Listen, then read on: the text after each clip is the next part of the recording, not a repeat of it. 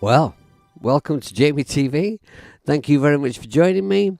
Today we are here to sort of assess where I am at with this track. Let me just press stop. Now, I've done a couple of things since last stream, which I'll show you in a moment.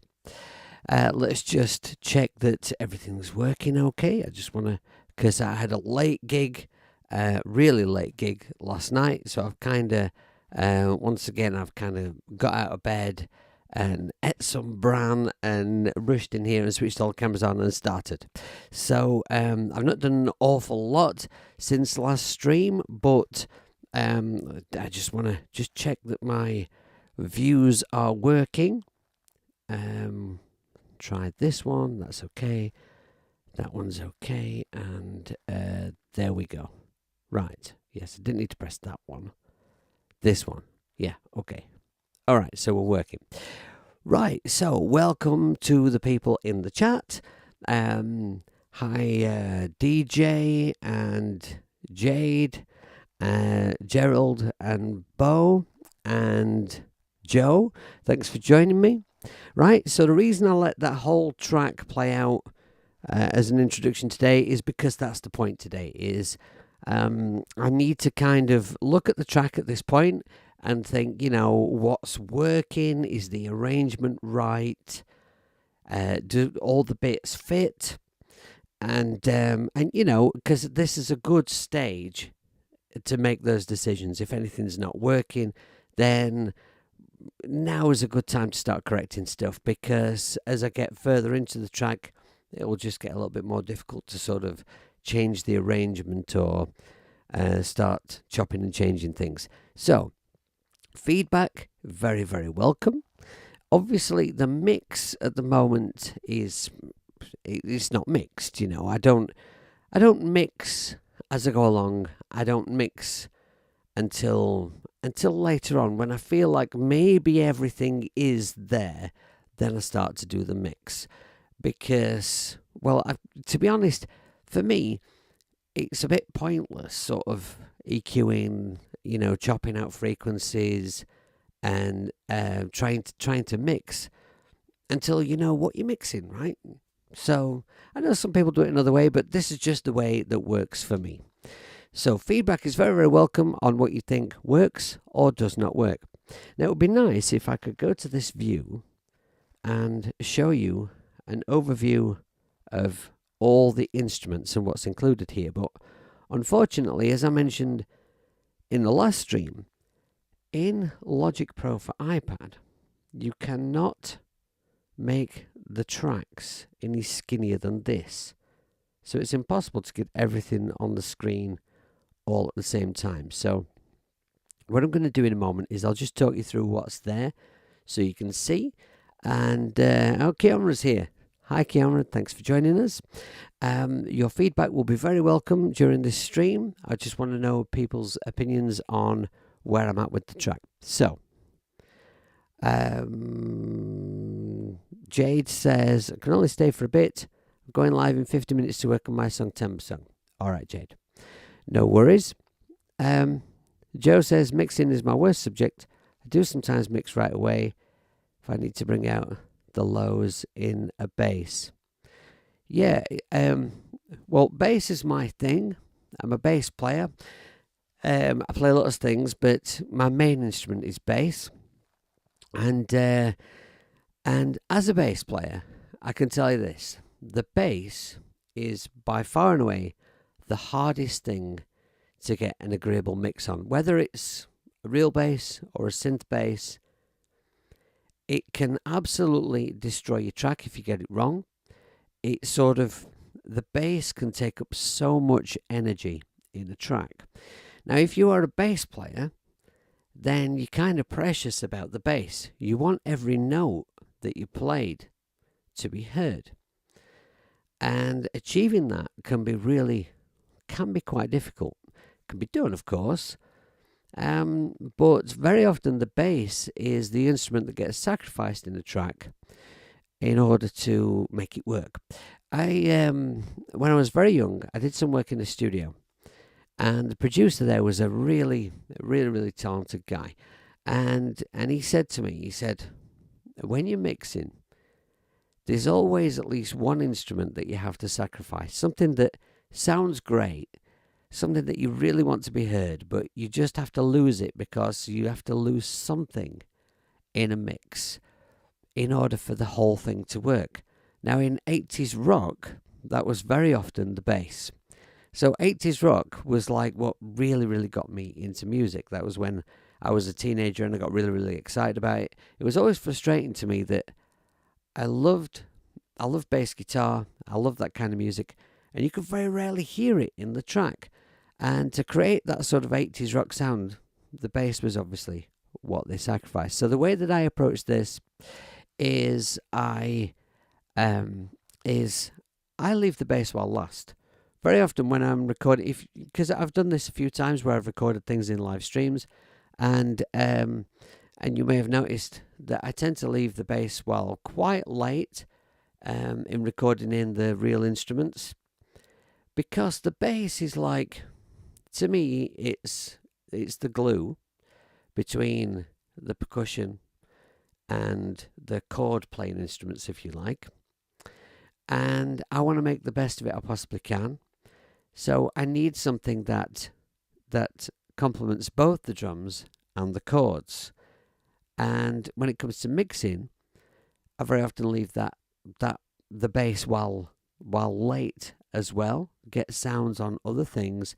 Then I bring in the bass, and we'll look at what frequencies the bass is occupying, and then carve them out of the low end of guitars and synths to make room for that bass to cut through. But when we get to that, I'll show you my techniques. I'll show you what I do. But all I'm saying for now is that mixing is something that I just do later. Right now, what we're looking at is, are all the instruments there, and do they all work? So let's see. Is there any critique in the chat? Joe says that's the only thing I look for in AI is an AI that can mix automatically for me. But anything else, AI, I don't care for. Sidechain kick and bass to be just right is always my challenge. Does anyone use pink noise to help set mix levels? And Grant says, afternoon. Welcome, Grant. So Grant, I'm wanting your feedback on this track and where we're at with it, and is everything there, and is anything, does it suck or is it suckless? Is there something about it that sort of stands out as being just, that could be better, or that just doesn't fit? Speaking of AI, I'm not a big fan of. I'm not a big fan of. Well, no. Let me start that again. I find AI fascinating. I'm really, really interested in AI because I love things all science fiction-y, right? I find the technology of it fascinating. But to me, as far as me using it in music, I'm personally not interested. I'm not saying there's anything wrong with it. It's just that I'm a musician and I want to do it myself. And if there's a job I can't do, I want to learn how to do it better. I would rather put the hours in and learn it, learn something that I have no idea about, something I'm struggling with, than use AI. An example would be those mastering things that you can use, where rather than mastering your own track or sending it to someone who knows what they're doing, like Jade, where you use, like a AI thing. I mean, I've experimented with them just to see what they're like, and excuse me, I've just got something in my way down here. Let me move that. But I just don't like that idea, because it's like, well, it's ears, right? Ears are all you need. You just piss your pants around with it until it sounds right. I have mastered a lot of my own stuff. I don't claim to be brilliant at it. I wouldn't offer my services as a mastering engineer. Jade is excellent at it. So, if I'm not sure, I'd ask Jade. And if you are a member of Jade's Patreon account, then you can get that done. So I would say, although there are many great reasons to be one of Jade's patrons, I would say that's an absolute winner. Worth the price of entry alone, as they say. Keanu says, Isotopes Music Suite is my go-to. My ears are a bit broken. Yeah. When I was a little kid, I was deaf. And I was almost completely deaf. And eventually, they figured out what was wrong with me. That I wasn't actually completely stupid, because I think that's what they thought when I was a kid. I think they just thought I was stupid. Eventually, they figured out that I was deaf, and I had an operation to fix my hearing. But my hearing's never been absolutely bob on. I've always been a little deaf, and so trusting my ears took a long time. I always wanted to leave things like mixing and mastering to other people. But over time, I've made myself do it. And, just eventually you gain confidence by, well, it sounds great to me. I've played it in my car. I've played it on my earbuds. I've listened through my studio speakers. I've listened to it through the TV speakers. It's now sounding good to me on everything, and you play it for someone else and they think it sounds fabulous. So, you gradually gain confidence. So, I seem to be having difficulty getting sat comfortably today. My studio's a bit untidy. I've got stuff in my way. Right, so nobody's throwing any feedback at me yet, so I'm just going to have a little listen to a couple of things while I just talk you through what I have in the project. So we have the introduction. Yeah, that's why I mentioned it, Keanu, because I can't remember. I think it might have been in one of Jade's streams that Jade mentioned you're struggling with your hearing, and yeah, I don't think I ever mentioned it, so I thought I'd just share that, because it had quite a significant impact on me as a kid that I think sort of in a way affected me for my whole life. The way, not just about hearing and music and stuff, but the way that you connect with people. Because when you're a child and you're deaf, but you've always been deaf, so you don't realize there's anything wrong with you. You just think that you're stupid, or you don't fit because everyone else is making friends and stuff, and you can't make friends because you can't hear people, and you always feel left out. And then eventually you get it fixed, but then the damage is already done. You always feel like you're on the outside somehow. It's something that sort of changed for me very, very slowly. And school was a bit of a challenge at times. Anyway, we're not here to talk about that. We are here to talk about my project and whether it sucks or whether it's suckless. So I'm just going to talk you through what we have. In the introduction, we've got noises first. Noises kicks in.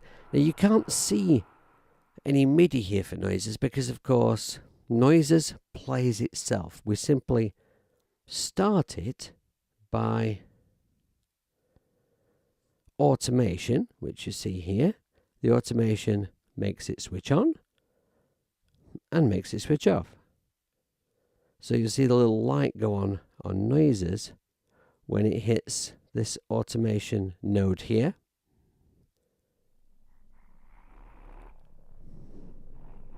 So we hear noises first.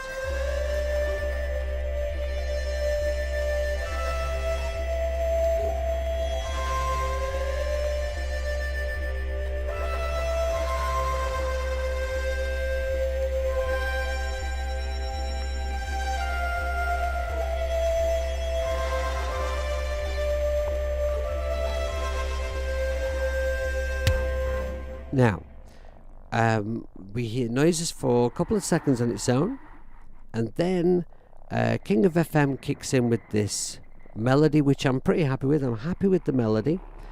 And we're making that sound really cool by use of speakers, which is adding all kinds of atmospheric noise into the background of it.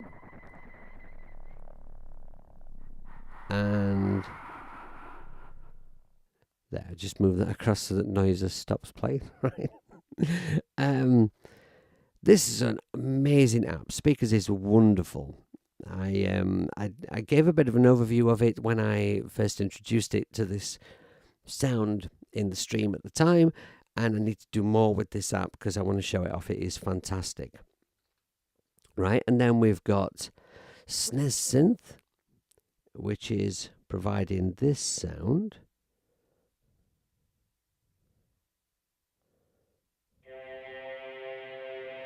And we've made it all kind of overdriven and nasty by using valves, which is another awesome app, also from Audio Thing.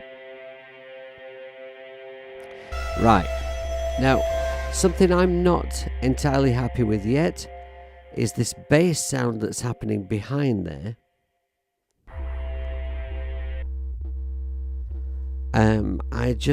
If I'm honest, I just threw this sound together very quickly for the introduction for today's show, because the sound that I'd previously got going on seemed to disappear. I don't know if the app was updated or something happened, but the sound that I had for this bass just vanished. It just went back to like default setting, and so that sound is gone because I didn't save it because I'm a stupid hippie. So I need to work on that. It's close to the kind of sound I want, but I want something a bit more than that. But other than that, I think the content for the introduction is there. I don't think the introduction needs anything else. It just needs that sound refining, and it needs, mix and reverb and stuff like that. But other than that, I'm happy with the introduction myself. And I personally really like the way that the introduction kicks into this. Of course, the other thing is I'm using the tempo track, press that button, that's right, to gradually speed up that introduction. And that was the reason I introduced the bass with the it's just like one note. And it's, quarter notes? Yeah, the bass with quarter notes, so that the speed up in the tempo was apparent to the listener, because actually I thought it'd be really, really cool to gradually speed up that introduction, but because it's a very slow melody, the increase in tempo actually wasn't apparent until I introduced that. So it reaches the tempo I want for the track right here, and this part kicks in.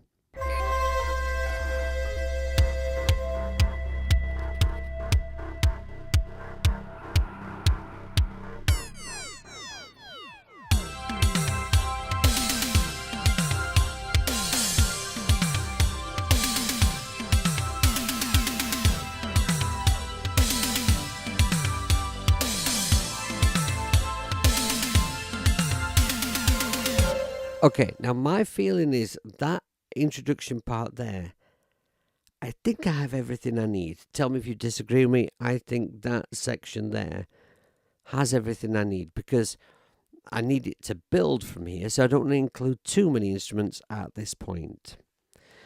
Surely Logic Pro autosaves. Well, DJ, yes, it saves your project.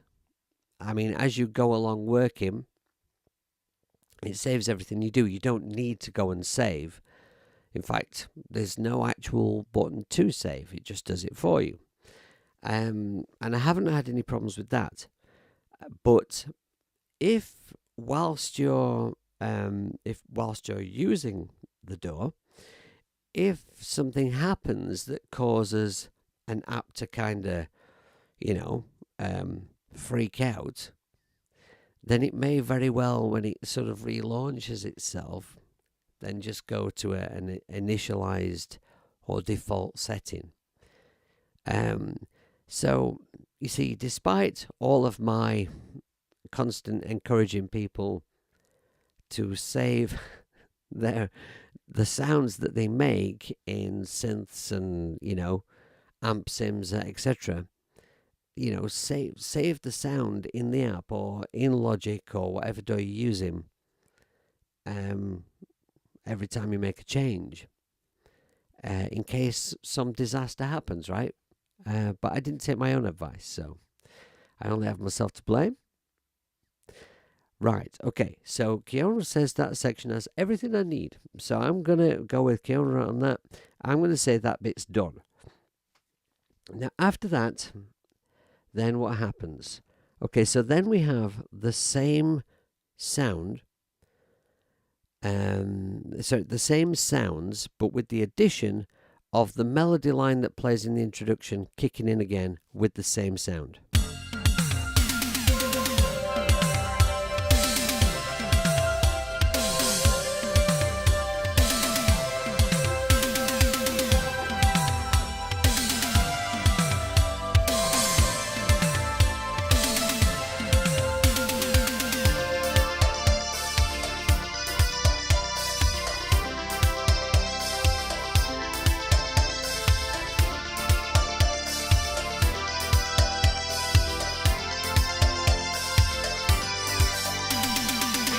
Right, so that section, after this melody line here, then we move into this section where we have a new drum part, new sequence of chords, and I'm not sure because there's no melody over this part. This is the first sort of change in the tune. Apart from the middle section, the farty section. This tune so far really just has two sections. So this is the second one. So having had a melody over the last bit, there's no melody over this part. Now I was thinking of bringing in a choir, but we do add here this King of FM sound here, where we've got this arpeggio.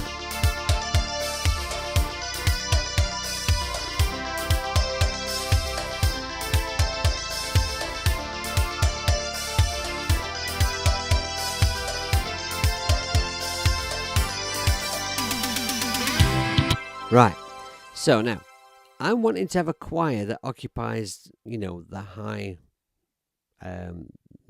register. Not ever so loud, just adding atmosphere. I think those kind of choir sounds work particularly well for this kind of track, which I'm calling a cyber metal track. But this track actually.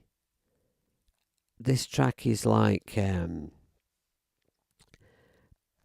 idea of what I'm calling cyber metal is to have cyberpunk, but with metal guitars. And I've got quite a lot of these tracks.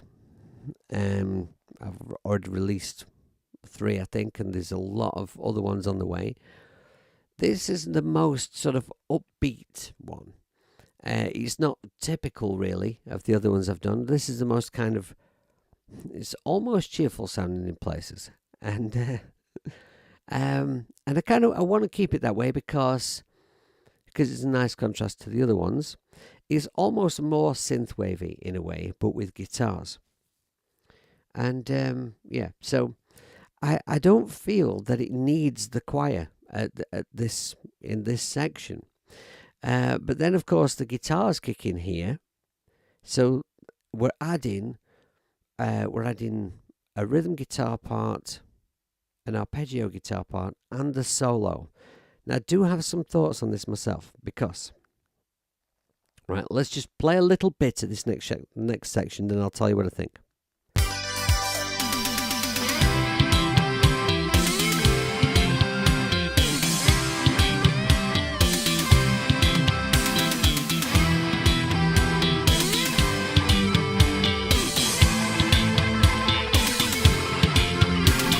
right? So there, all at once, the bass comes in, the two guitar parts, and the lead guitar, which halfway through will be joined by a harmony part.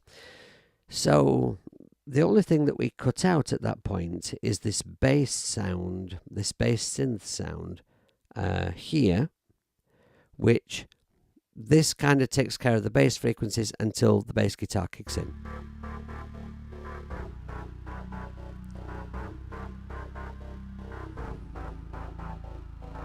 Right?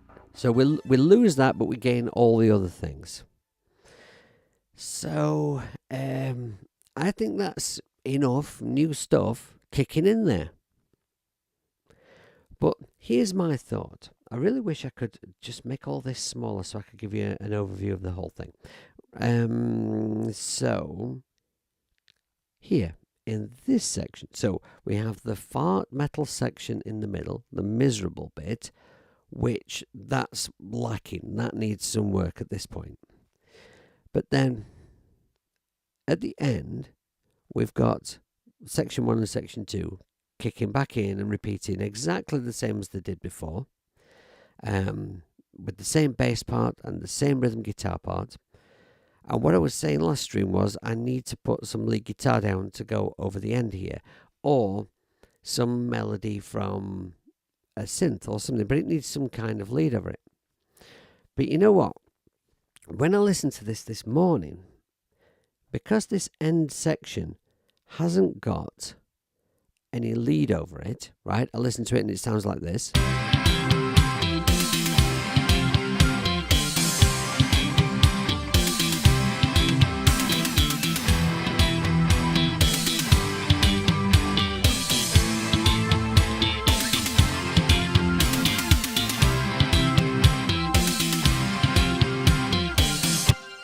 You know, I think that sounds pretty good on its own. And I could have had that, I think I could have had that, you know, at least maybe 8 bars of it at least happen here before the lead guitar came in, bringing the melody. I feel like here I bring in an awful lot of things at once, and in a way, the bass guitar, which is a simple slap line, but I think it sounds really cool, and the arpeggio part in particular, I think sounds really nice. I'm quite proud of that. Simple again, but I think it sounds nice.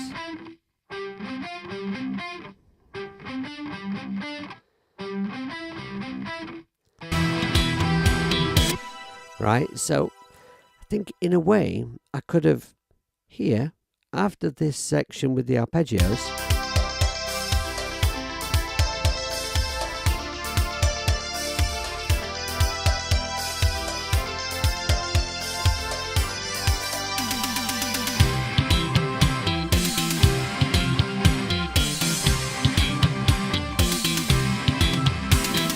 right, I could have just had that kick in without the lead, and I could of course insert maybe insert 8 bars of that part, like right here, and then bring the lead in. I could do that. So thoughts on that? Kiara says, bring back the synth lead I used at the start over the top at the end. I think it would be good to repeat that lead sound, because it kind of starts the track off at the very beginning. Then when it kicks in, we use it again. Then it's gone. To use it again at the end, I think would be really cool. I think that would be very sensible, and that would work, I think. So I kind of, part of me was thinking maybe move these leads to the end section. But then if I do that, then I can't bring that synth lead back in, like Kiara suggested, which I think is a brilliant idea. Hey Sean, thanks for joining us, man. We're just pulling my track to pieces and deciding what needs to be done with it. At this point, it's going to be, this is the right time to get the arrangement sort of sorted before I go any further. So it's harsh critique time. And believe me, you can say whatever you want in the chat. You can absolutely pull me to pieces and slag my track off. You'll not upset me. I'm not made that way. Right, so so I could move the leads to the end, but then that would mean I'd either need more. I think using the synth lead again at the end makes more sense. In fact, you know what? Why not? Why not? Because it's easy enough to do.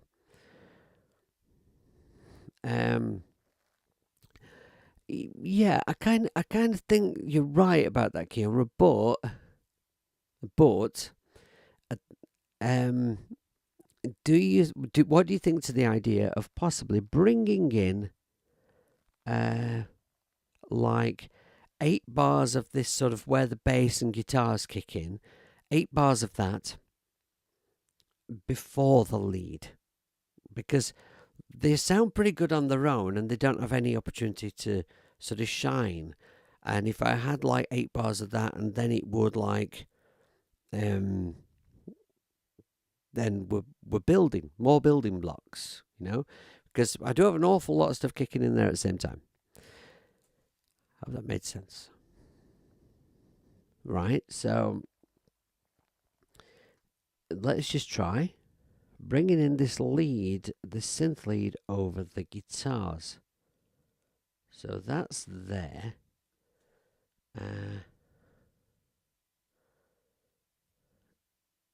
Just go to copy, drag this over,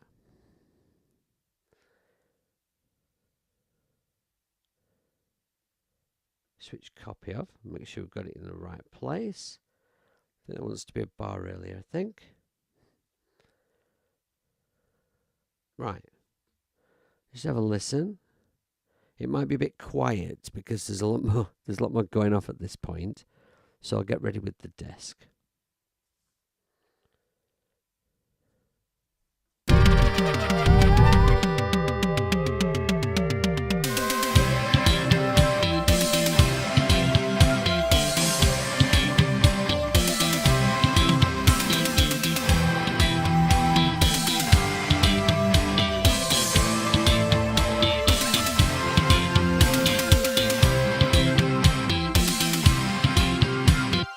Right, okay, so that...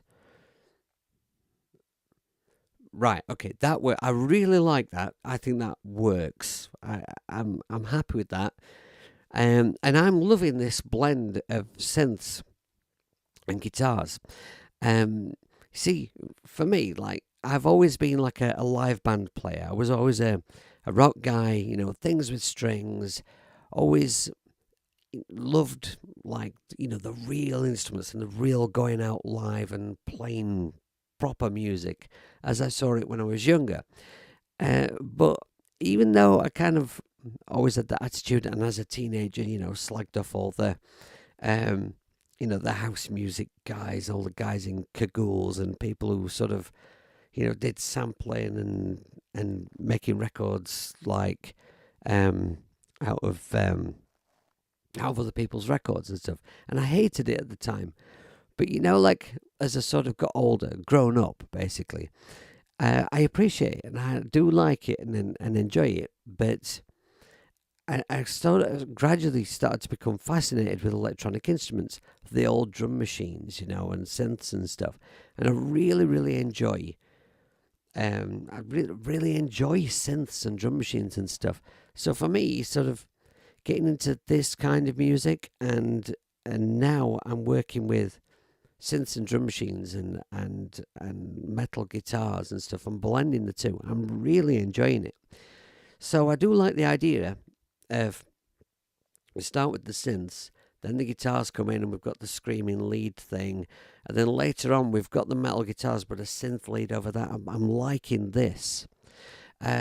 So at this point, yeah, probably right, Sean, but we're not mixing at the moment. We're just getting parts. I don't worry about sounds and mixing and stuff until later. It's all about arranging the parts for now. and the really heavy reverb does work really well on the introduction. So when I come to mixing, I'll probably just automate that down for this section, because you're right, it won't cut through well with that in this section. I think this lead, though, is only sort of half as long as this guitar section. So I either need to add to it or double it up or bring in another sound there. I might leave that open for now. Another option might be is because I feel that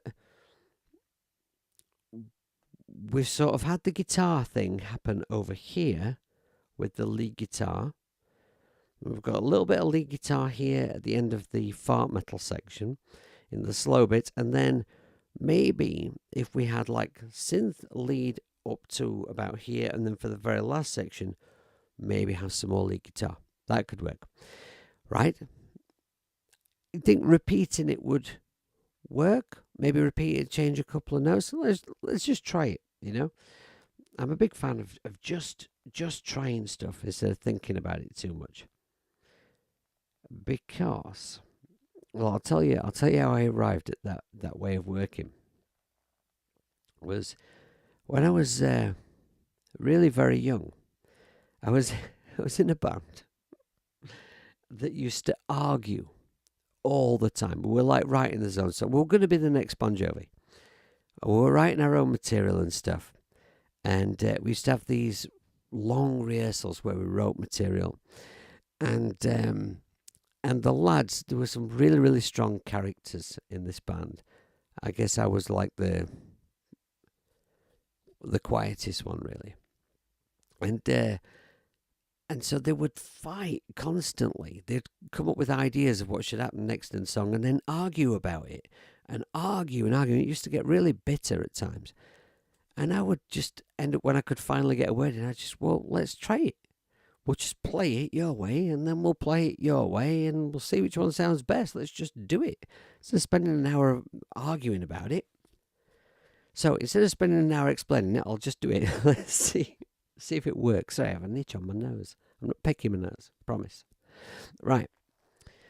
So if I go, let me think now. If I snap because this note at the beginning of the lead starts before the bar. So I'm going to go snap to half a bar, drop this MIDI back here, and bring this one in here. Then copy, drag across. Now we shall select both, and we will join. Right, now I'll go in here, the long way around. Right, so we've got an overlapping note, so I'll pull that back. Maybe to about there. Let's just see what that sounds like there.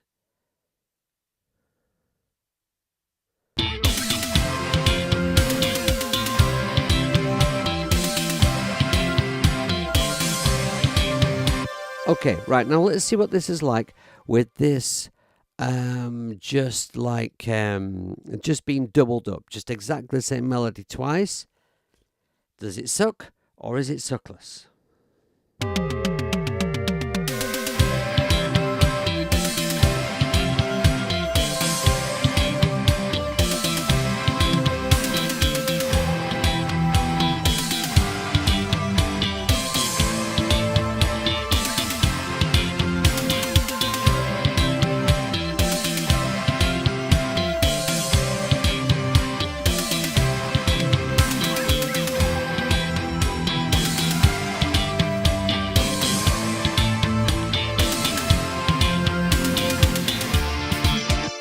Right. Okay. Now, personally, I thought that worked, right? But throw it into the chat. Does that suck or is it suckless? Does it want a couple of notes changing it maybe, or just duplicating the melody exactly the same twice? Does that work for you? Because I think that worked. Right. So I want to throw in a couple of ideas now, a couple of thoughts. Just thoughts is all they are.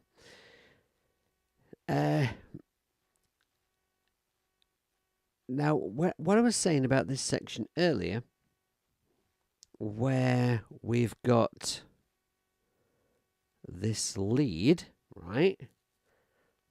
We've got this lead guitar here, and then it goes back to the different drum beat with the arpeggio over it, and there's no lead anymore. So we've got the lead guitar solo, and then we're into this section.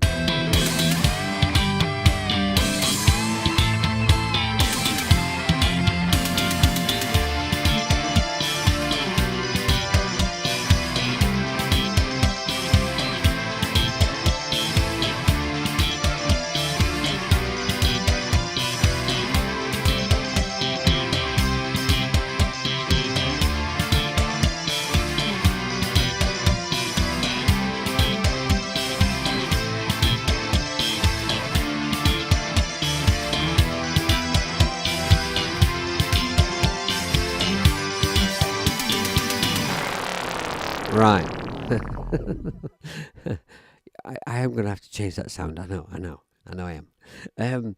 Right. So that section there, what I'm trying to say is we've got the lead guitar kicks in, then the halfway through the harmony to the guitar kicks in. Like that works. Then we go into that section where the arpeggio comes back in, and I kind of like that. I kind of like that to be heard. Also, one of the rhythm guitars is doing the octave thing, which is moving up and down. It's kind of playing a melody of its own. I sort of feel like it's enough. But I did wonder whether to bring in the choir there as well. So, I don't know. Is it lacking because we've got the guitar with the harmony?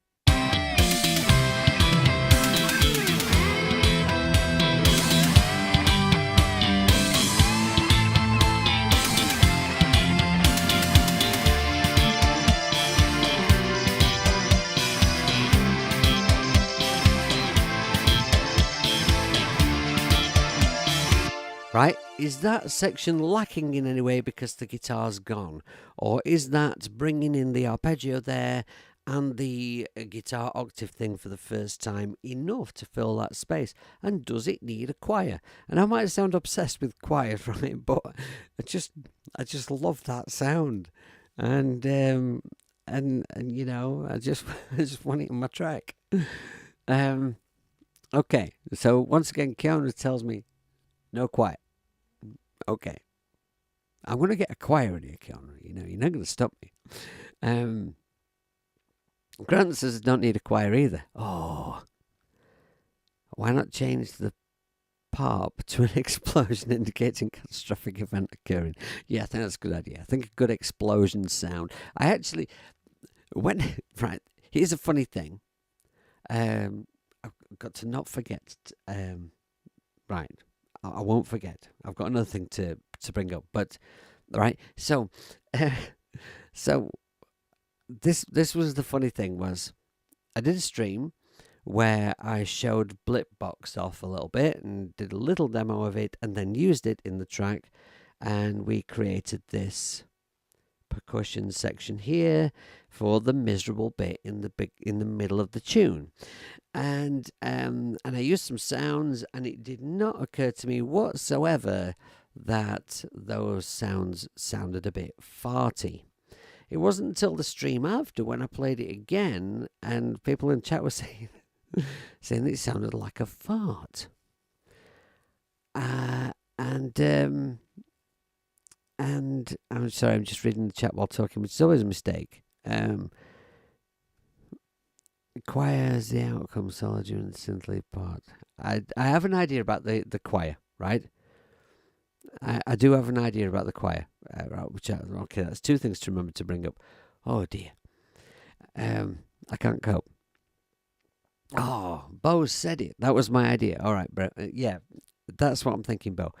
The middle section needs working on. I said that earlier. So I think I'm going to look at bringing in the quiet in the middle section, then maybe keep it for the end section, because it does occur to me that that middle section is kind of, if I'm not careful about how I arrange things around it, it could sound quite disjointed from the rest of the track and might not fit. So having a sound in the middle section which continues into the end section might help with that, because I always find that that's one of the things that helps join sections together. Right, so I was talking about something and I've completely lost. Right, yeah, the farty section.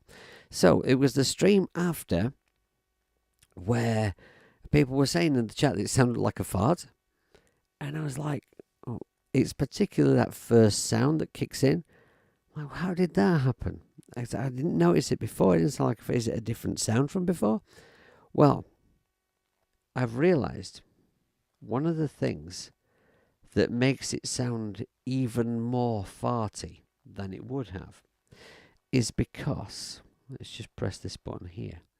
Right here where that first fart sound kicks in, I'm dropping the tempo down immediately as it hits. And so what it's doing, it's kind of like elongating that sound as the tempo drops quite rapidly.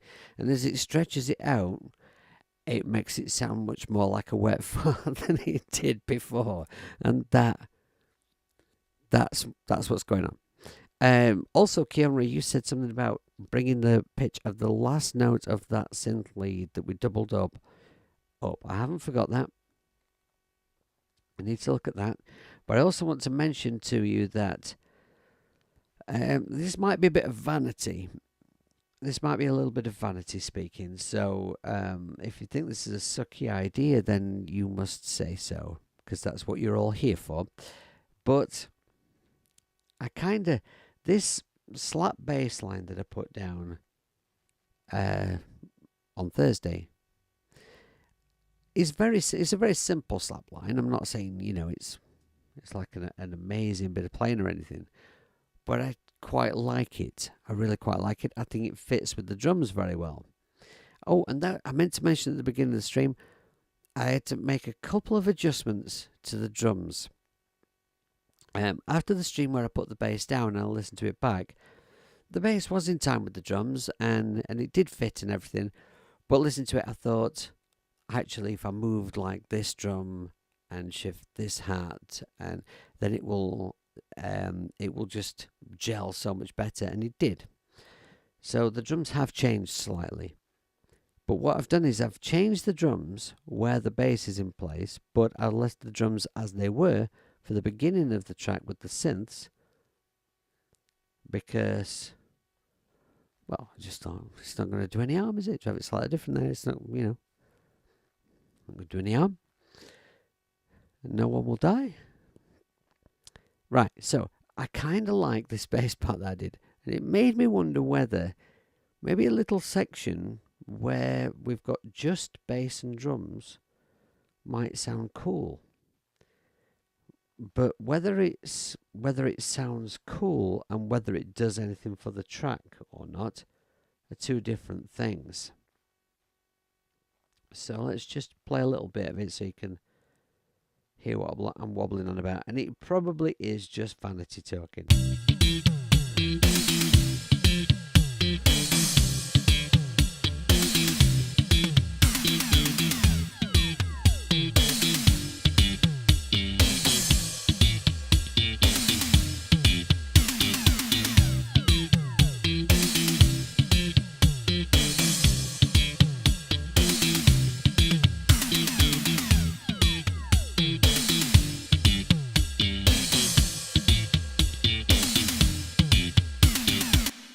Right, so, Mateus is here. We are now complete. Thanks for joining us, young man. I hope you've got a late note. Now, what did you miss? Are you asking if the fart noise is still there? It's just a little off my screen. Let me just adjust the chat here. Yes, the fart noise is still there for now.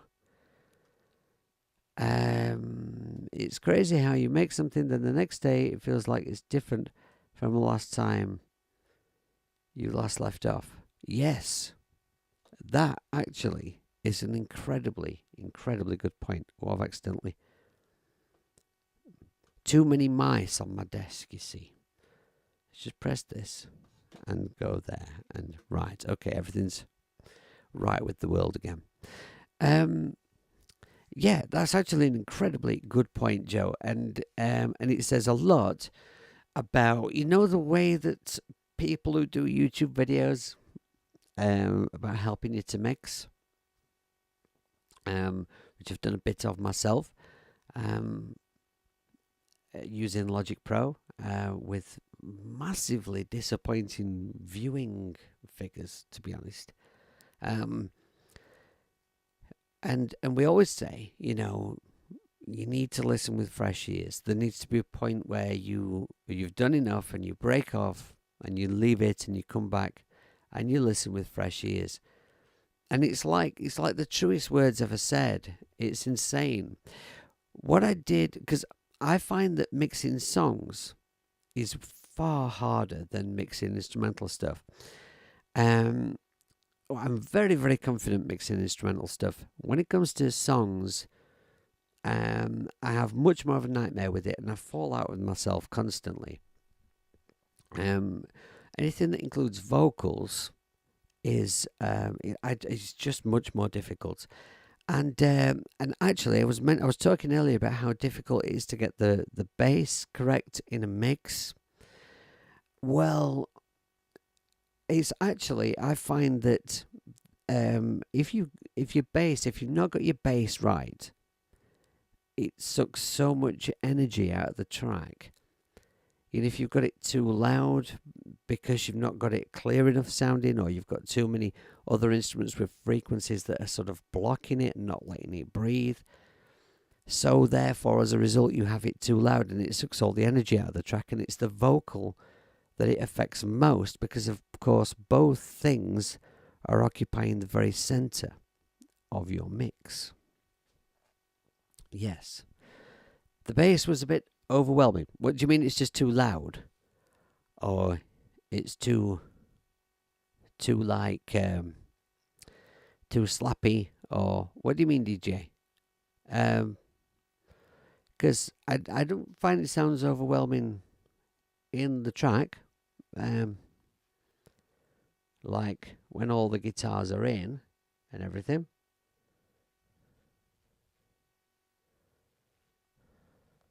Oh, press the wrong button. There we go.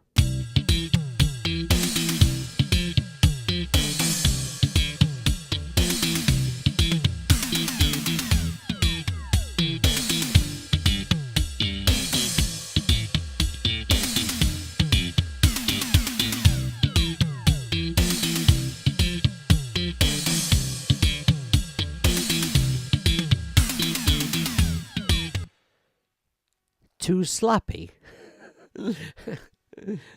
I'm not sure. I'm not sure what to think about that comment. I don't know. I mean, it's like when all the guitars are in, I think it sounds great. I like listening to it with just the drums because I'm quite proud of the performance. I think that's what it is, because the timing's really good on it, and I mean, I've not even got a sound for it or anything yet. That's just the default sound. I think maybe it's just vanity. I just like listening to it with just the drums because I'm a bit proud of the part I put down. And maybe it has no place just dropping down to bass and drums for this track. Okay, so it doesn't sound good with just drums. Okay, well I think then we'll ditch that idea then. We'll not do that. Now Kiara said the last note of this melody should go up. Let's just have a listen. Alright, what if we just take that note up an octave? Also, actually, it just occurred to me that to make this lead sound very, very atmospheric for the beginning of the track, I've got all those sound effects on it from speakers, and they probably need to be taken off for this bit of the track. Maybe as I get to mixing, that's something I'll have to have a look at. But yeah.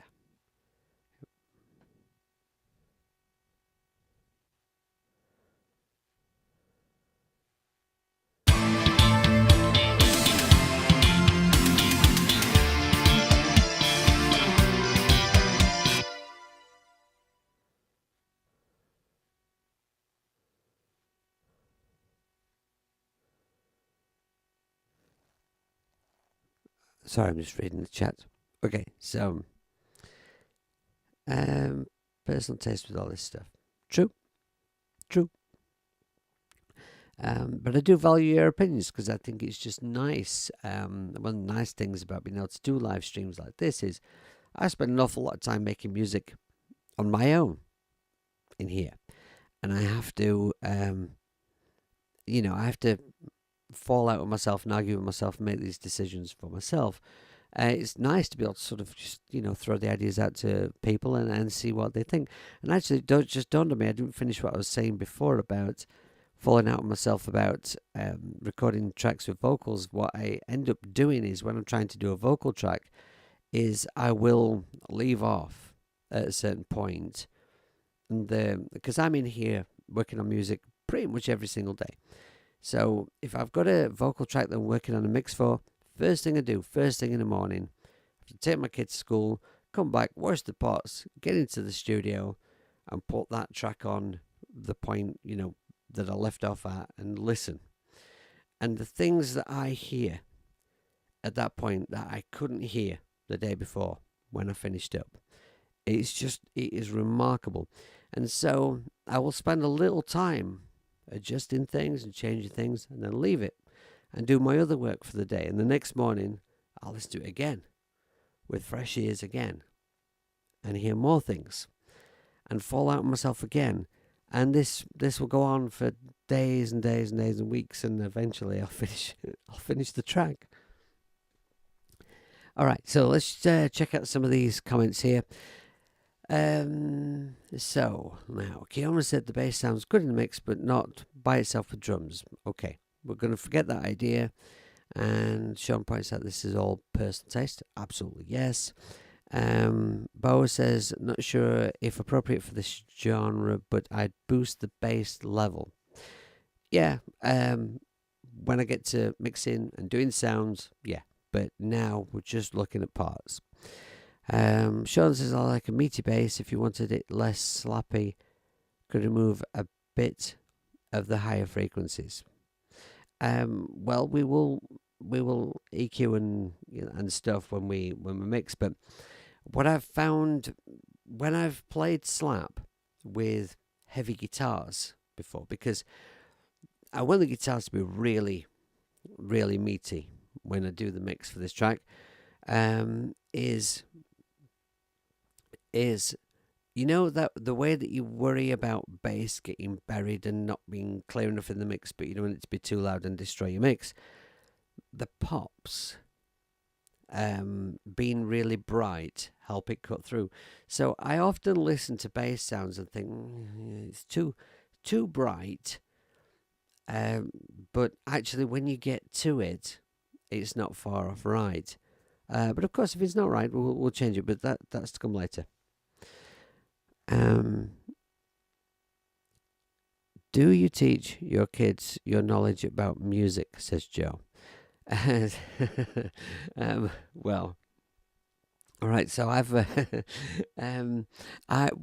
made a living as a professional musician for most of my adult life, and I've had some incredible highs and some absolutely desperate and unbelievable terrible lows as well. You have to be really, really thick-skinned to do this for a living. I'm not talking about the YouTube thing, although I think that applies there as well, actually, at times. But, it's not the easiest life. My kids are all I have three. They're all seem to be naturally musical. Um, but I've always said that if they wanted to know, then I would teach them. But I have never tried to sort of impress it on them that they should learn.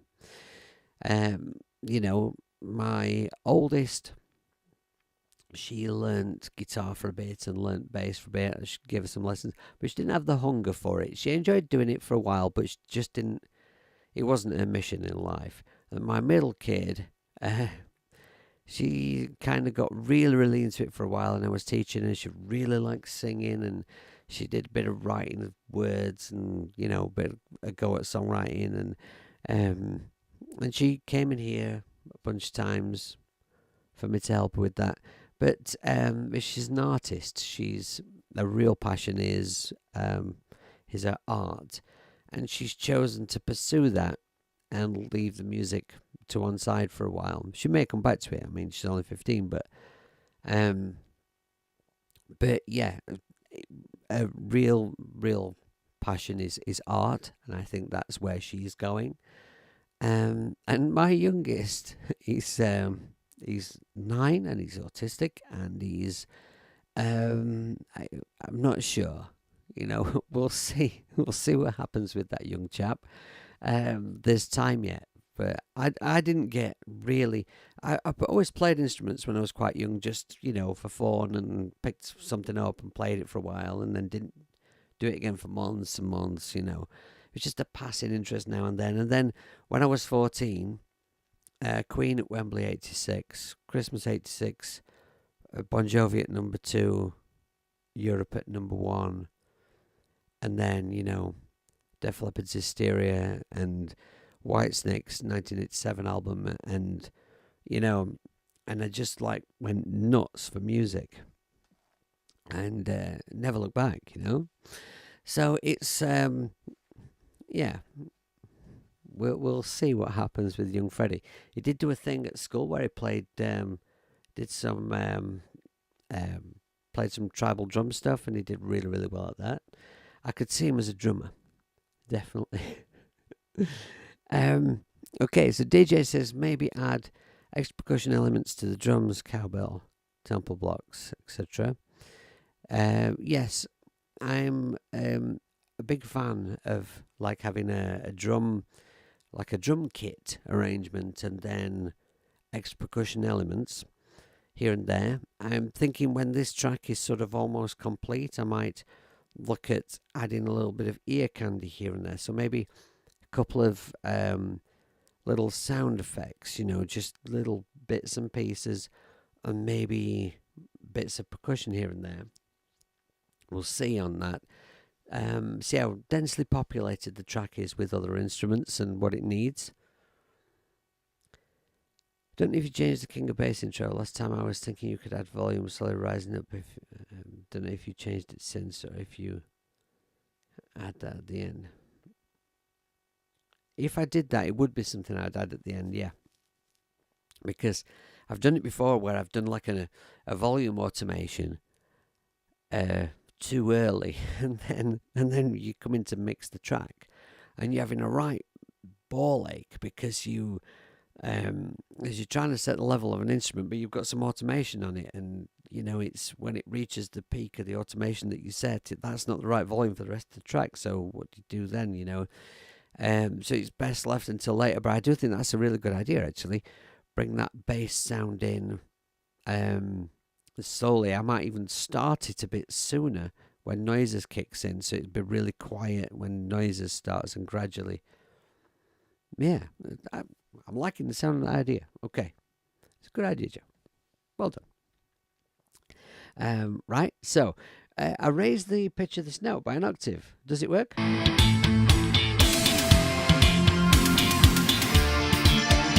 It's a bit quiet, actually, isn't it? Let's just see if we can. Is it because it's a high-pitched note that it's just not quite through? I'm just going to temporarily raise the volume of that instrument. Let's play the last few bars of it and bring it up in a mix.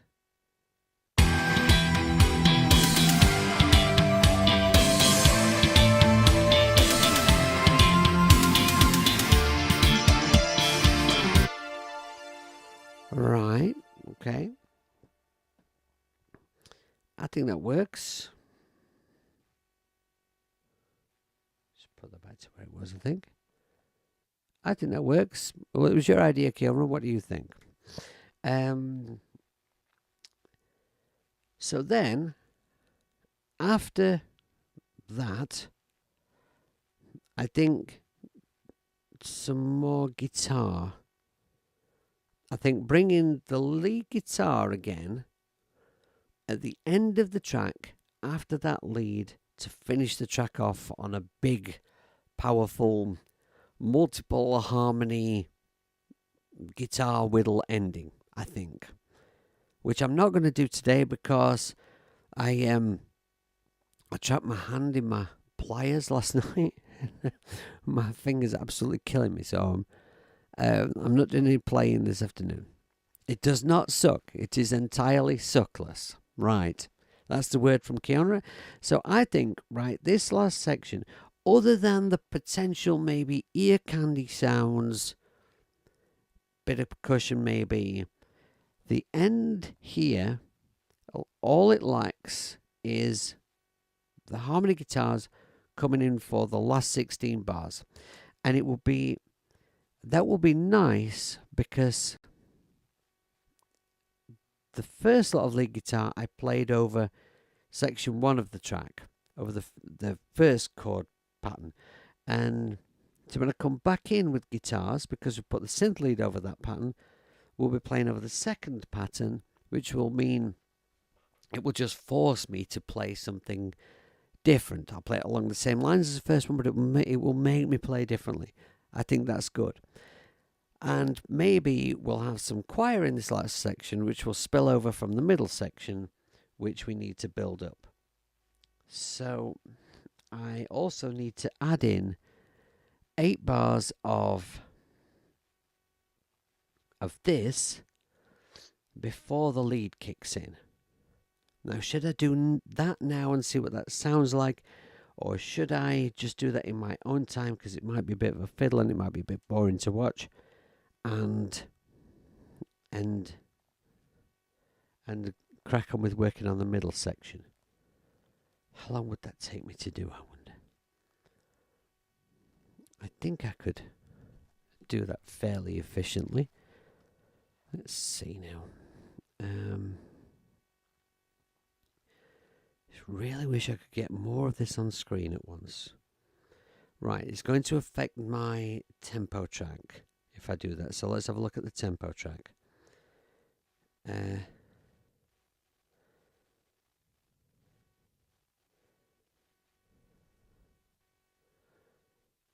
How easy is it to move all of that along?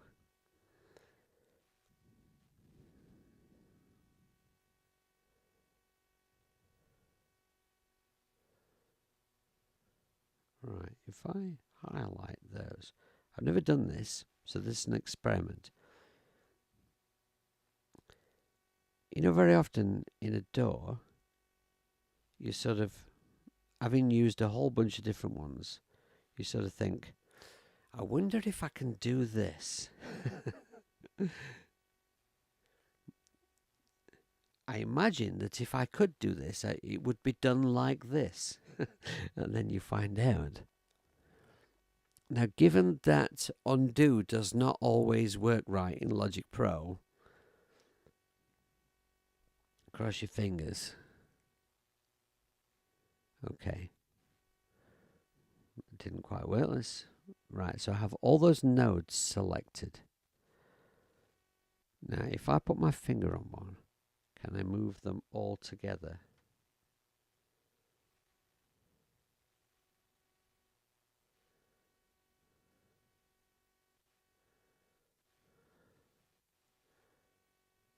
No.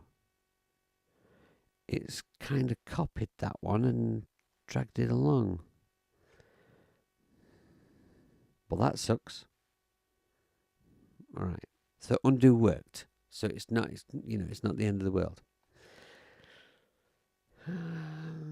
Okay, right. Let's be brave and just do this.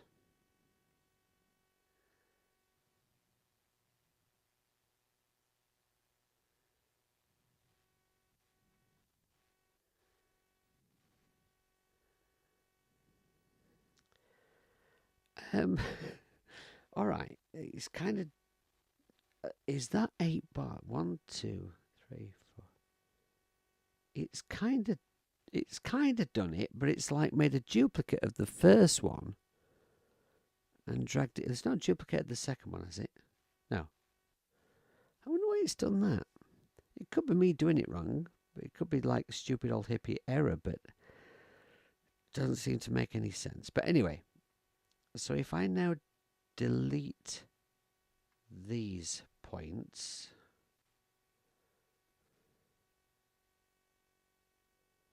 wait a minute, there, right? Is that still the correct tempo there? Oh, take pencil off. Yeah, that's right. Okay, so if I'm moving it along 8 bars, that's where it should be. Right? So, now we can close the tempo track. There's no going back now. Well, there could be, but you never know whether undo is going to work. So, now I'll need a point to work to. I need a. If I'm moving everything along, I need.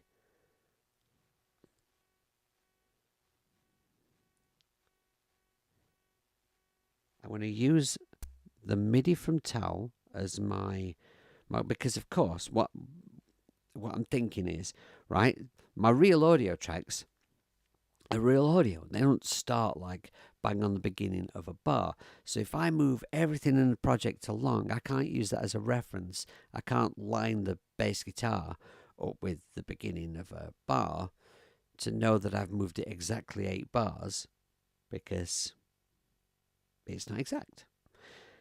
But Tal is MIDI, and it's like that will line up exactly with the beginning of a bar. So I'm going to try my best here to lasso everything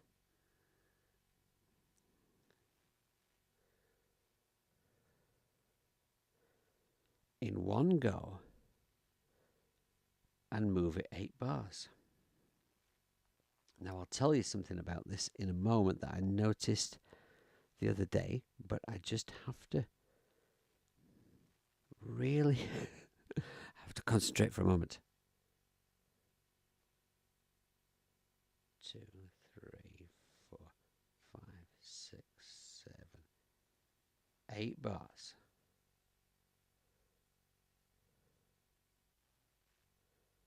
Oh no, it's done that wrong. It's copied it. I don't have copy activated, but it's copied it across. That's wrong. That's a bug. Now let's hope that undo works. Right, that has worked. That should not have done that like that. Let me select one piece of MIDI and see if it does it again. Yeah, it's doing it again. Right, so as I lasso all those MIDI parts and try to drag them to a new location in the track, it's acting as though I have this button activated, which would copy everything I've selected to where I move it to, but leave the original intact. That's not right. I think I'm just going to reboot Logic. I simply come out. Wait while it just does its auto-save. There we go. Go back in. Let's see if it's still doing that. Right, so select one piece of MIDI. I'm using my finger when I should be using my mouse. Drag it across. No, it's fine now. Okay. So if that happens to you, just reboot. Just come out of the app, go back in. Right. Honestly, this is difficult enough. Uh,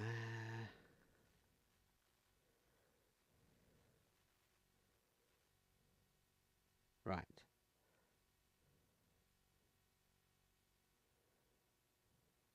Shall lasso around everything.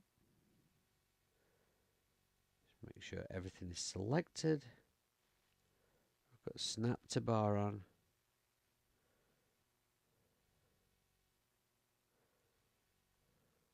Okay. So this bit of towel here is 8 bars of long. I said that wrong, didn't I? This towel MIDI is 8 bars long. So if I simply move towel along to there,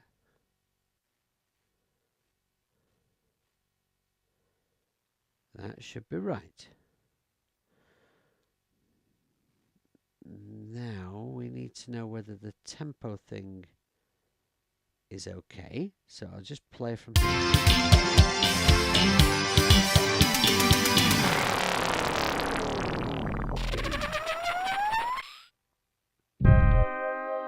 Okay, and at the end where it goes back in.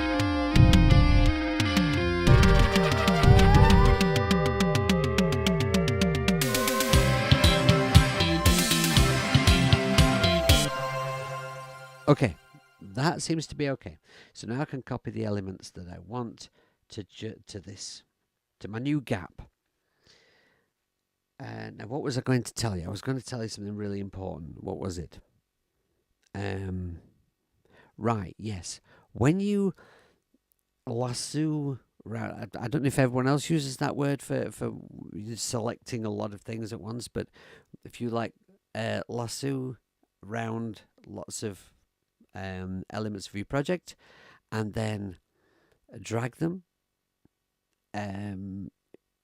zoom in real close and make sure that whatever like MIDI bit you're using as a reference to make sure that it moves it to the right place exactly, make sure that really is locked right onto the beginning of a bar, because I've done it a couple of times in Logic where it hasn't. It's not snapped anything to the bar, even though it's set that way. So what I'm going to do now is zoom in real close on the beginning of this towel MIDI here, and that is in fact bang on the line. So we're okay. We're all good. That now means that I want... Actually, if I press this view here, that might help with this process for when I forget to use my mouse. Right, so now I do want to use copy, and I'll drag this over here.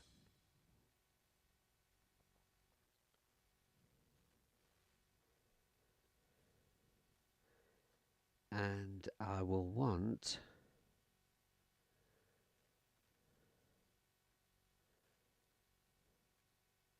these 8 bars of drums.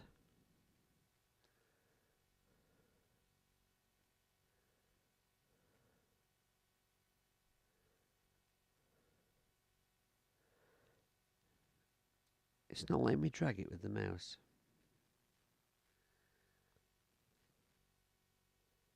Not letting me drag it at all. What's going on? Oh, I know why. Because I had it on split. And now... I've only made the error like, 20 million times. Another 20 million, I might remember, after using split, take it off split before you try and move something. But I probably won't. Right, now. So I'm going to want now the first 8 bars of the guitars and the bass. So that will be right there.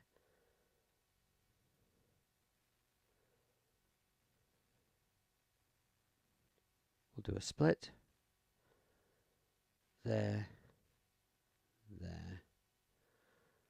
This will mean I'll need to do a little bit of audio editing to join things up nicely, but I can do that later. I'll do that at my own time later rather than bore you with that, because that'll be a little tedious to watch. Right, now if I select these, copy,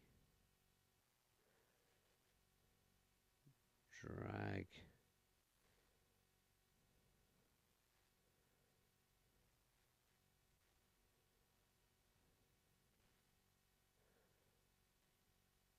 so I'll need to do a little bit of audio editing later just to join these 5 audio tracks up, just to make sure there's no clicks where they overlap. But for now, it'll do. I'll sort it in a bit. And let's just have a listen now to, I'll take it a few bars before and see if this new idea works.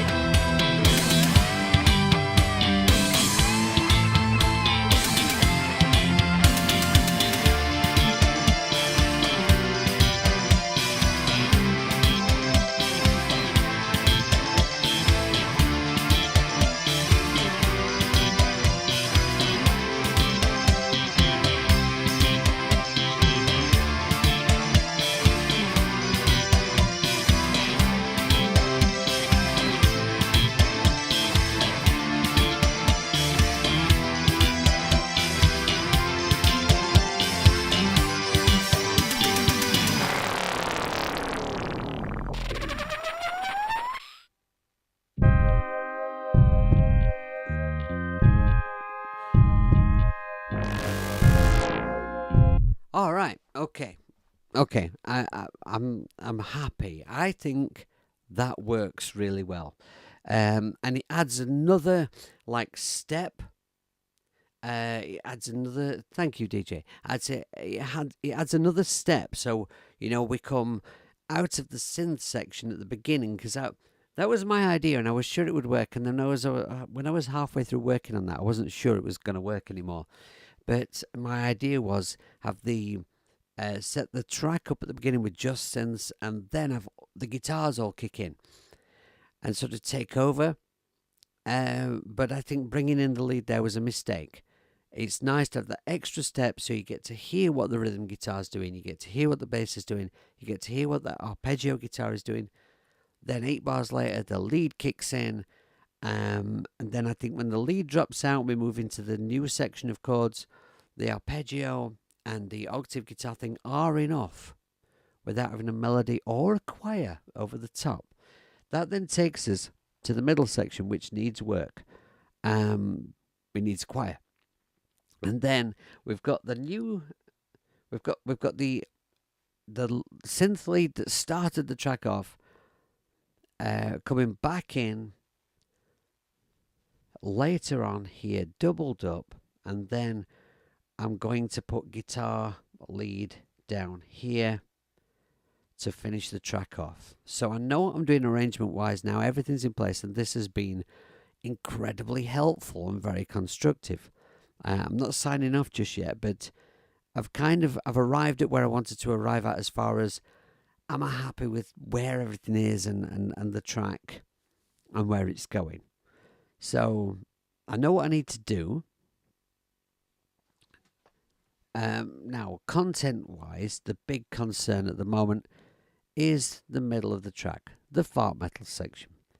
So I think I've got a little more time now before I need to sign off and go and do a lesson. So I think I'm just going to have a look at possibly adding a choir in the middle bit.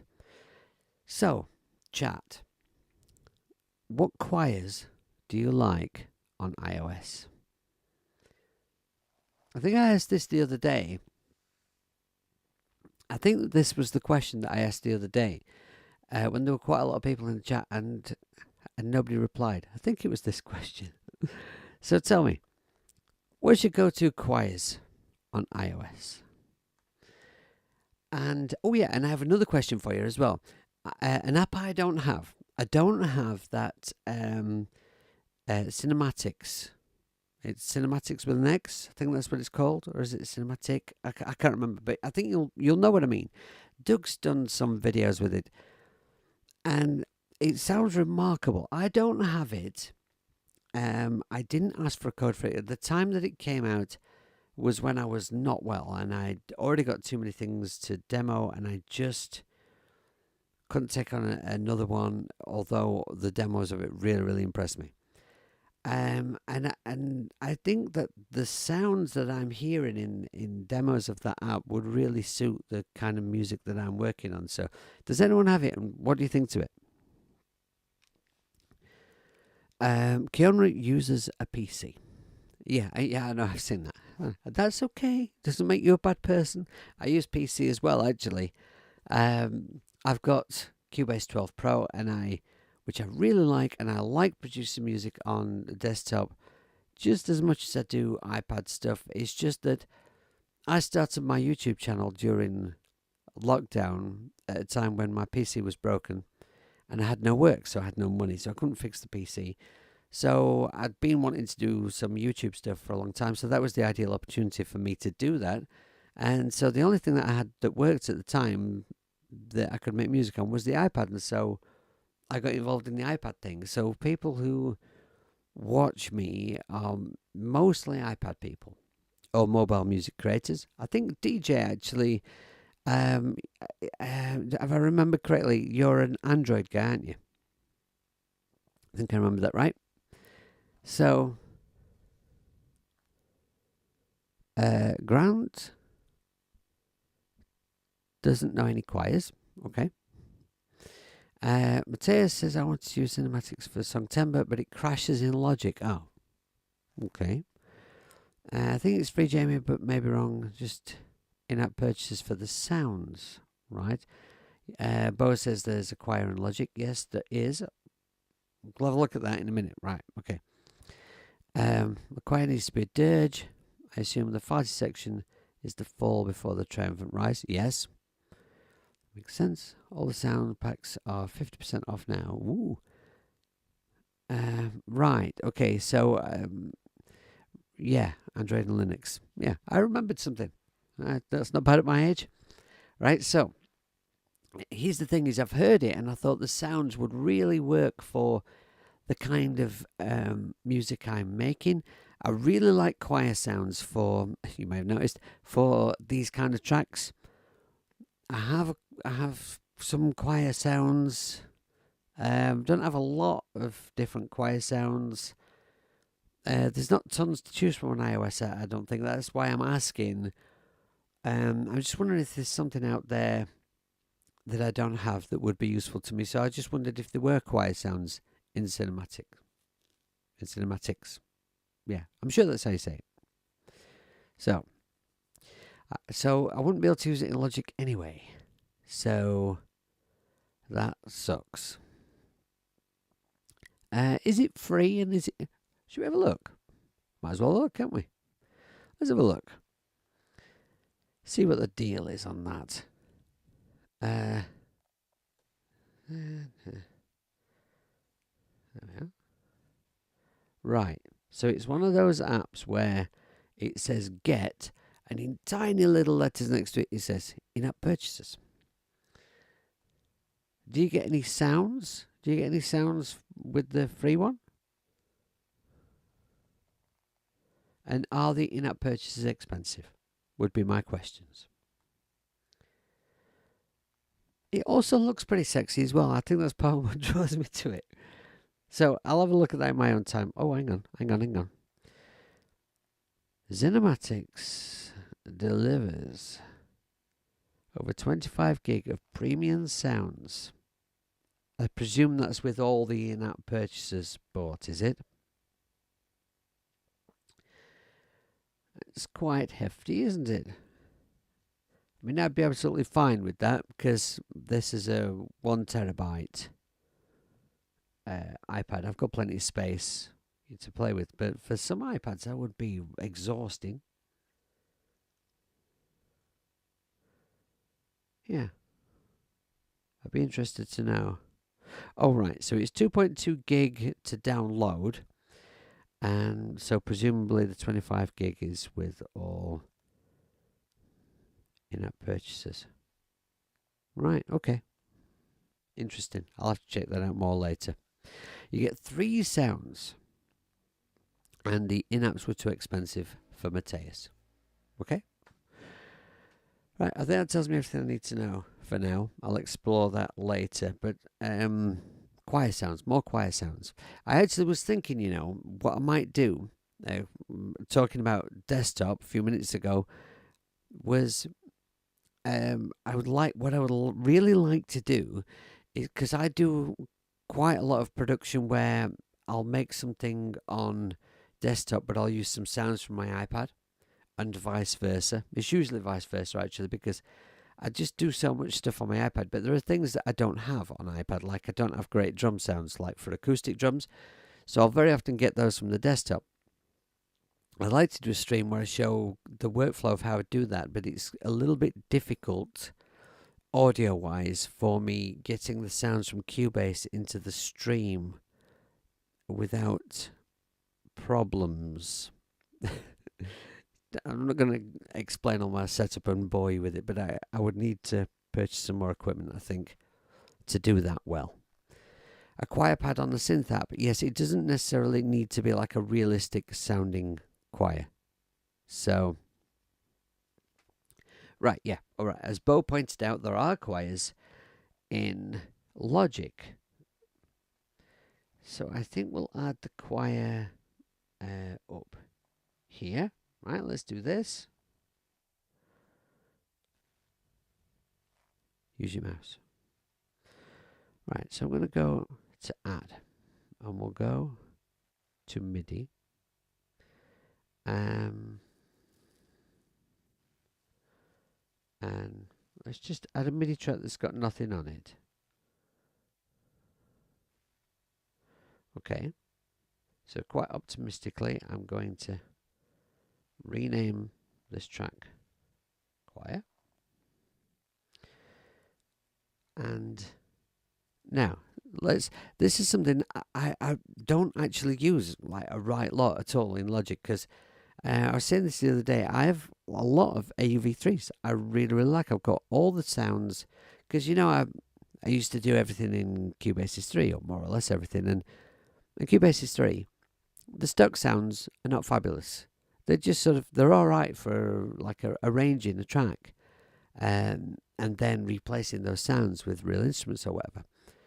But I was never bothered, right? Because I've got the AUV3s, great sounds, stuff that I like, and I always just use those. In Logic, there are great sounds included. They're not all great, but a lot of them are really fantastic. They're all a little bit they don't cater for more extreme kinds of music very well. Metal and rock is obviously not who they're aiming Logic at all. If you want a trap hat, there's like a million billion to choose from. But it is what it is. But I hardly use this here, right? So let's use it. So we're going to search for sound, and I'm just going to type in choir. Now I do have all the Logic sounds downloaded. I downloaded everything because it's a big iPad, so I thought, why not? Right, let's see what choir we've got.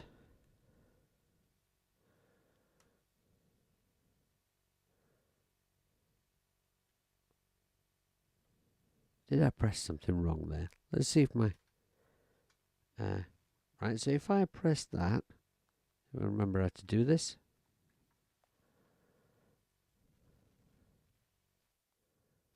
Right. Ooh.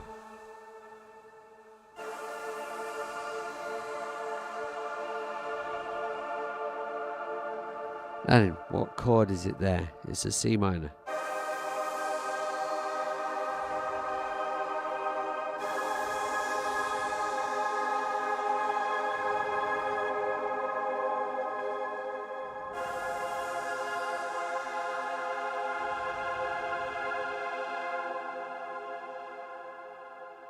I quite like that. It's a bit choiry. It's like obviously not a real choir, but that's fine. You know, I don't need to be like a real sounding choir. What I might very well do is what I did in the last cyber metal track that I made, which has not yet been released. I'll tell you why it's not been released yet, because it's not finished yet. And the reason it's not finished is because I decided, right, I was working on this track and I thought, right, I'm going to use this track to make some videos to demonstrate Logic Pro because my channel wasn't doing very well at the time. It needed a boost, and Logic Pro came out, and I thought, right, I've done a lot with Cubasis 3. It's not advancing. I'm going to take a look at Logic, and if I like it, I'm going to make some videos for it. And at first I wasn't sure whether I liked it or not, but I made some videos for it anyway, and I got really into it.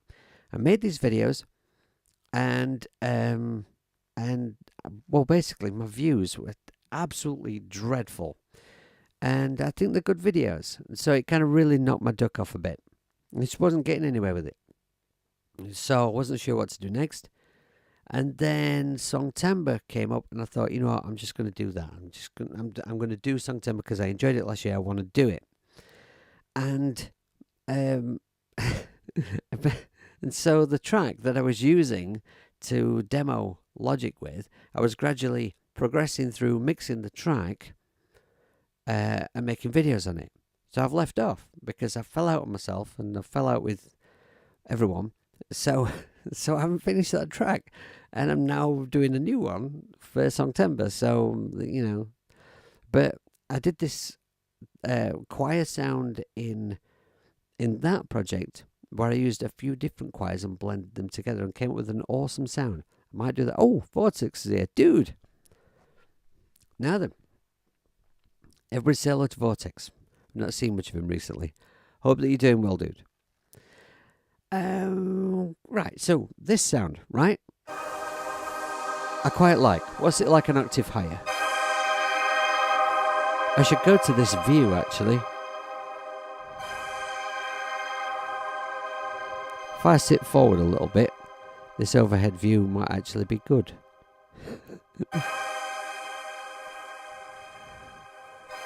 Alright, that's not bad. What else have we got?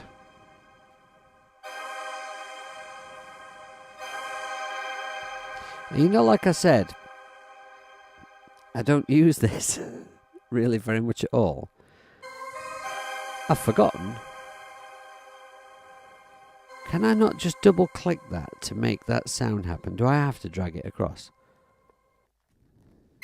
Apparently I do. Okay. Octave down. Too wobbly, I think. Because we've got a lot of wobble in that phase monkey sound that this is going to be playing along with.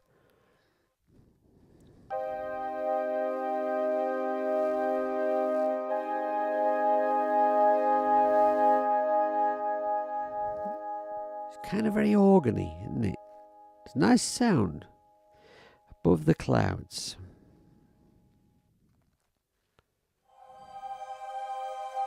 Oh. Now.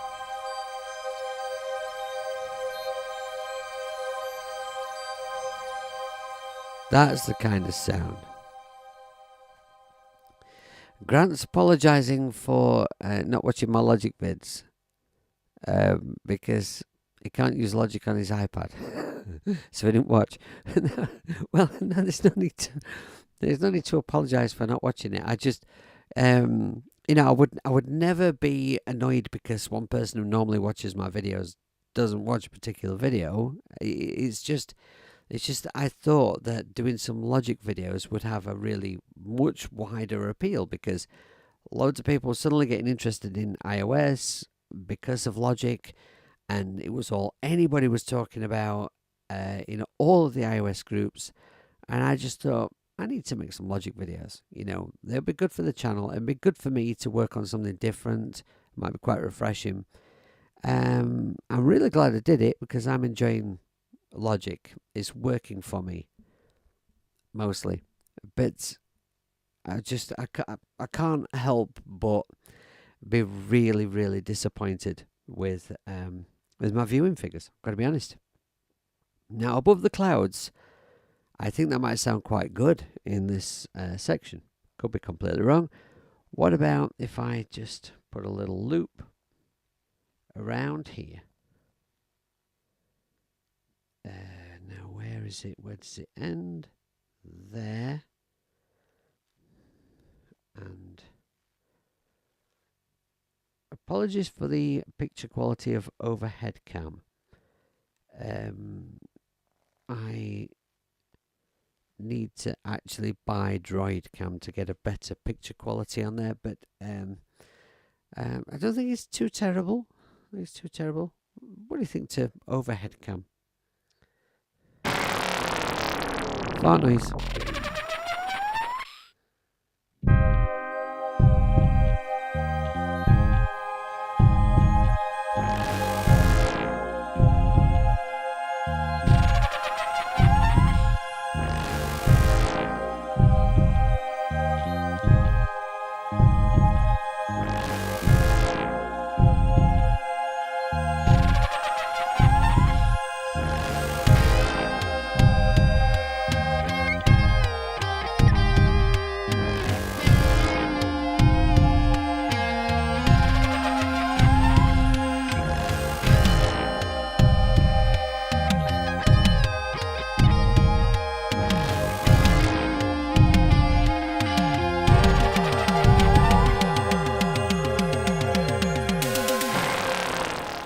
All right, I think that sound works. I quite like that. Let's just one thing I find about this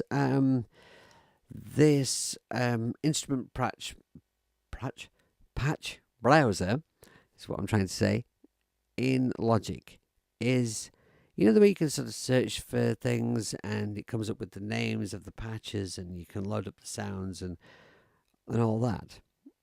When it does that, it doesn't give you any idea of what actual instrument in Logic it is using, and I think it'd be nice if it gave you the option for an extended view where you can see that, or maybe you can see that somewhere, and it's me who's missed it. If it's just me being a stupid old hippie, then please tell me.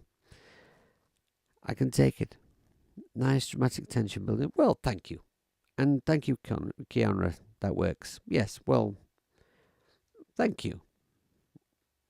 I like the reassurance of doing these things in front of people. And I really also do actually like it when people go, nah, that sucks. You won't upset me. I appreciate the feedback. So, I like that. Yeah, right, that's what I was going to say. So if we click here, we can see that it's an alchemy sound.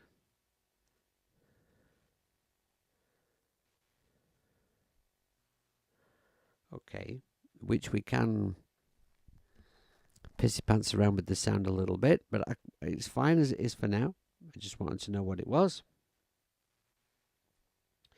Now, so there's 3 chords to this. I'm playing the C minor. Then I play the C minor. Then I go up, sharpen the 5.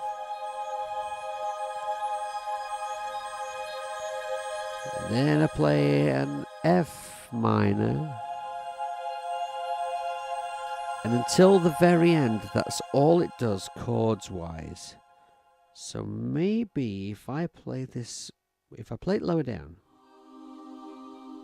move the keyboard up an octave and play it lower down.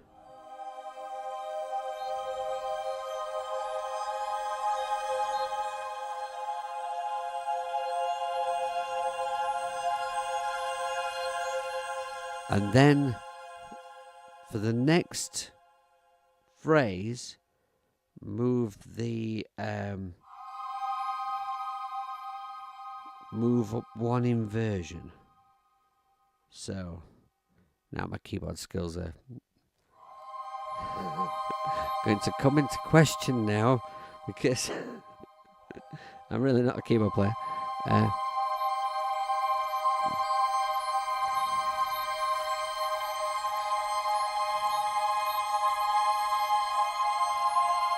And gradually move up. You know what I mean? Gradually move up, playing the same chords, moving up the frequencies by gradually moving up by one note. Let's see. If I could put that in very easily rather than me trying to work out what all the inversions are, because obviously I'm not a keyboard player. I could sit here for a few minutes and work it out, but that'd be immensely boring to watch. And also, it might be a useful thing to show you if I record this in like this, that you can filter on the sound out instrument if I understood that's what you wanted. Yes, I'm thinking, you know, this whole middle section I want to kind of make sort of a bit challenging sounding, you know, a bit, make all the instruments sound a little bit dirty, a bit broken up, you know. And I want to make that guitar lead in the section sound more distant, the way I have with the synth lead over the introduction. I make it sound like it's over there, you know, it's far away. Right, yeah, so record this bit in.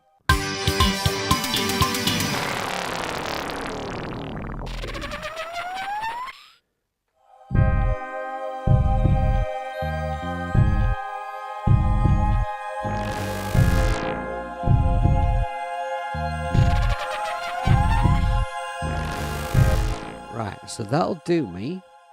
And then I go in, edit it.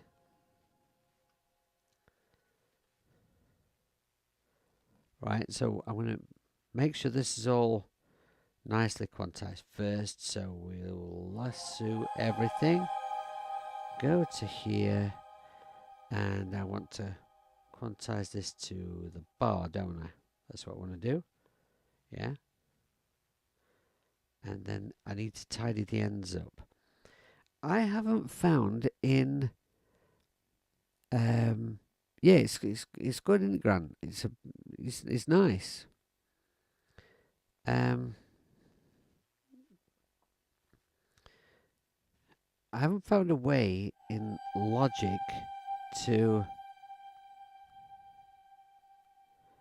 snap note length to the bar. You know, in Cubase and in Cubasis, there's a button you can press where in Quantize where you're snapping the notes to begin the bar, but what you're also saying is, and I want to snap the ends of the notes to this length so they're all the same. And I've not found that in Logic. I may just have missed it. As you may have gathered, I have a little bit of difficulty with reading, so manuals are very difficult for me. Right, they're all snapped. Now I can reduce the length of this. And then I can copy this across, go here, we're snap to bar, so that shouldn't be too difficult to do. And then the last bit will be wrong because the chords change at the end, but I'll copy it across for now. That's fine. And then I will just glue them together. Get rid of that now. Okay.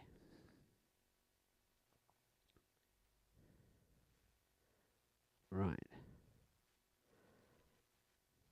Yeah, the thing is, Grant, is when I first was taught how to use Cubase, it was because I'm very very old, so it was like very very early version of Cubase on the Atari ST, and I was learning how to use Recording Studio, and the producer taught me how to operate the computer and do the sync to code and have it all synced up with the tape machine and all that stuff.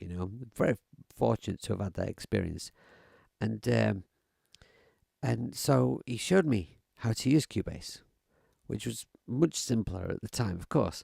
And so as things progressed and went along, I learned, Cubase, all the new stuff that they added to it gradually as it went along. So I was able to learn it without ever doing any manual study stuff, And so having a good knowledge of quite a lot of digital audio workstations, when I get a new one, I'm more thinking like, okay, well, that thing that I need to do, where is it in the store? And I'll just search for it and find out how stuff works. And basically, I pissy pants around with stuff and make it work rather than reading a book. I really admire people who can do that, who can digest text like that. If you go to Patches and click on the icon with the 3 lines right, you get to filter the instruments and all the details each sound is tagged under. Yes. Now, I'm going to do that because if I go to that, I presume that's what you mean, Matthias. But it doesn't. It gives me loads of information about different kinds of sounds, but I don't think it tells me like what actual instrument in Logic they're using, like whether it's the sampler or whether it's Alchemy, etc. That's what I mean. I'd like to see in this list here the name of the patch and what instrument it's used with.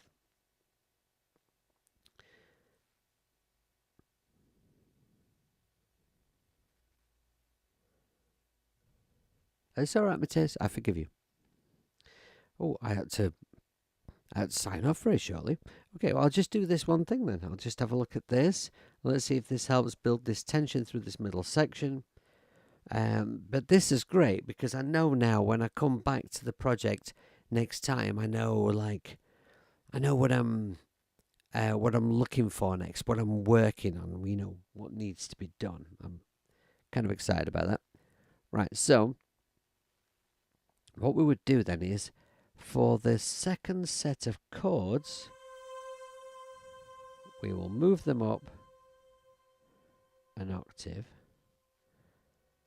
and then the third set of chords, move the bottom 2 notes up an octave. The last bit I'll come to in a moment because those chords will be wrong. Actually, no, I think the first... No, I'm going to do them.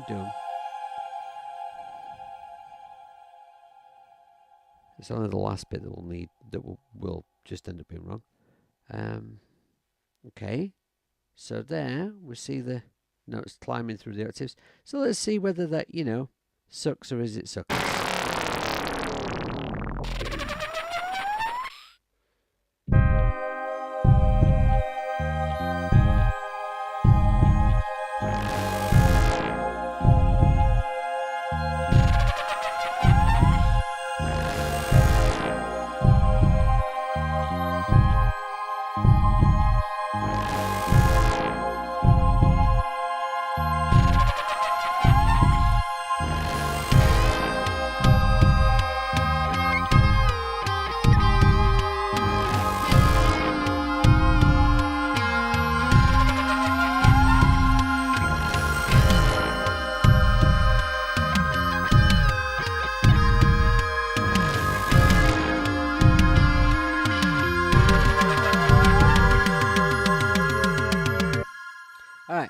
I think that approach works. I do think that approach works, but I think that sort of very last high note is going just a little too high. Maybe. It does seem very, very high frequency, and maybe just sort of. Maybe if I start everything slightly lower. But in principle, that works, I think, for that section. So, chat, let me know what you think before I sign off. Was that a particular element sucky or suckless? Back to this window here. Right, so that's been incredibly helpful to me. Yeah, it's a bit harsh, isn't it, when it gets up there? I think I'm just going to use that same principle, but start the notes just a little lower so that we don't quite reach that really harsh high frequency. You think bring all the choir MIDI down one octave? Really? I think that might bring it too much into muddy territory when it first starts. But, like I was saying earlier, although that's what I think will happen, let us try it. Right? Let's try it.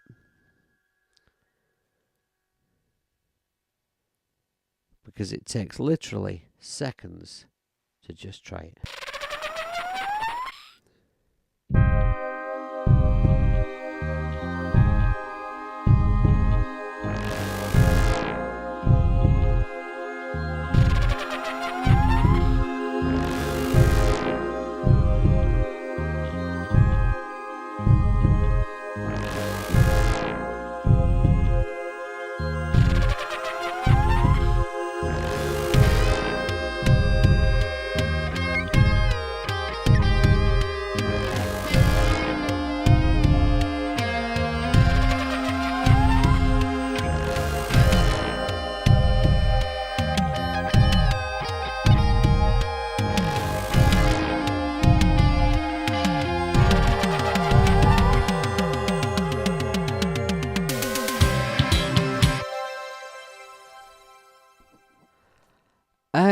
All right, Keanu. Okay, smart ass. That sounded much better. Yeah, thank you for that. That's actually, I'm surprised. I thought that bringing that all down an octave would just muddy everything up, but it sounded fine. And it built actually much nicer. Now, like I said earlier, for this section, what I'll probably do is use a few layers of choirs that I can blend together and make some interesting new sound with. Maybe, probably, I think. But so I might have like different choirs, obviously in different registers. If you see what I mean. So, but yeah, that's great. Thanks for that. Thank you. I really appreciate it. This has been great. Now it might sort of like seem like, well, he's been streaming for 2 hours and he's not exactly got a right lot done. But just pressing things. Right, so a bit do you know what? I should have put that on screen, and you were actually just sat looking at me listening to something. That was shoddy. I think that's probably a cue that it's time for me to go. But I'm going to go to this screen. It'll stop me doing that again. Right. So this has been really, really helpful to me. I think it's really just very nice to sort of have a bunch of friends while I'm listening to my track and trying to work out, should this bit go here? Should that bit go there? Does that bit sound rubbish? Would this idea work? It's nice to have people to bounce it off. It's nice to not sort of be alone all the time, falling out with myself while I make decisions about things that probably only I care about anyway, But anyway, it's been wonderful. I really feel like now the next time I come to my track, I know exactly what I need to do. I need to get stuck in to Blipbox, get some different sounds going on, get rid of the farts, and I need to build up this middle section. It needs more layers. It needs other stuff going on. I can get diving into that, that's no problem. I may need to re-record this lead guitar line here because this was really just a placeholder. I'm not entirely convinced that's the best I can do. And I need to... Oh, yes, I need to continue the choir into the end section of the song. And I need to record some lead guitar for here with some harmonies. And then I think we're pretty much there. So what I'll do then is I'll get stuck into mixing seriously and then look at maybe may add some ear candy stuff. But I've got a very clear way forward now. So yeah, this has been awesome. Thank you very, very much, everybody. I'm going to just knock this back to the beginning of the track. And I'm going to sign off and go and get some coffee and get ready to do a guitar lesson. So just check the chat before I go. I don't want to ignore any important chattage. Great show. I'm no expert either. Some of my ideas suck. We all have sucky ideas. We do all have the occasional, pants idea. I was listening to a live stream on my way to my gig last night. Now, what was it? It was Pete, wasn't it? I think I was listening to Pete Johns.